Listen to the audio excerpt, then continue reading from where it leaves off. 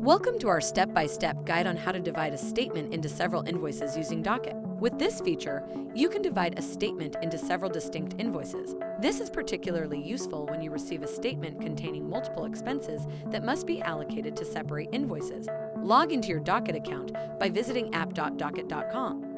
Once you're in, navigate to the top header menu and click on Expense Management. In the drop-down menu that appears, select Accounts Payable, and then click on Invoice Queue. To split an invoice, locate the desired invoice in the queue. Click on the Amount button on the right side of the invoice row and select Split Invoice, then select Split Statement to Invoices. You will be taken to the Split Statement to Invoices window, where you can easily divide the statement into separate invoices.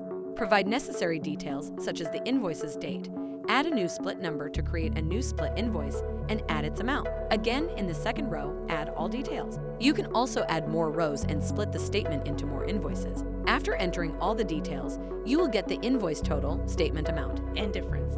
To proceed, click on the Continue button. A pop-up window confirming the split shows up. After a few seconds, refresh the invoice queue. Upon reloading, you will see that the statement has been split into multiple invoices based on your selected amounts.